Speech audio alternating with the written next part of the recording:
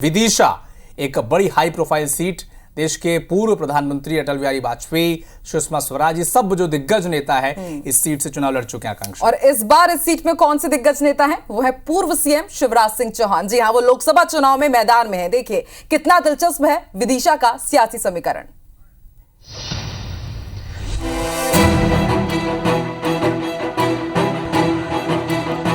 पूर्व मुख्यमंत्री शिवराज सिंह चौहान विदिशा से 2024 का लोकसभा चुनाव लड़ेंगे।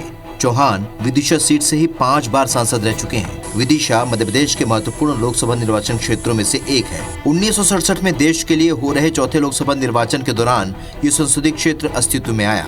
शांति का नोबेल जीतने वाले कैलाश सत्यार्थी इसी क्षेत्र में जन्मे हैं। पूर्व प्रधानमंत्री अटल बिहारी वाजपेयी ने 1991 के संसदीय चुनाव में विदिशा निर्वाचन क्षेत्र जीता था, लेकिन उन्होंने लखनऊ सीट बरकरार रखने का फैसला करते हुए सीट छोड़ दी। वरिष्ठ भाजपा नेता सुषमा स्वराज ने 2014 और 2019 में 2 बार इस सीट का प्रतिनिधित्व किया। 1989 से लगातार इस सीट पर बीजेपी का कब्जा रहा है।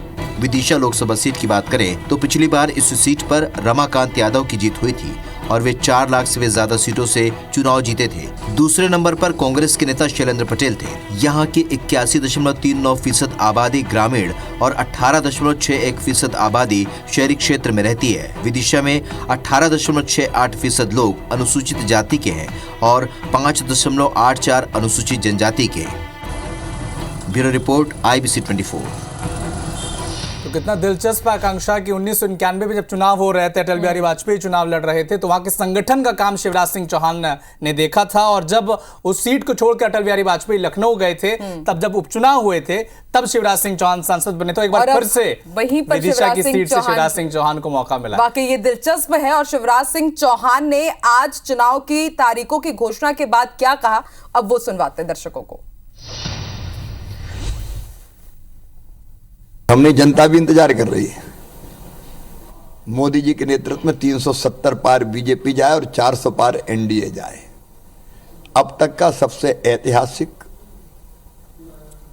विशाल विराट बहुमत मिलेगा भारतीय जनता पार्टी को, एनडीए को, और मोदी जी फिर प्रधानमंत्री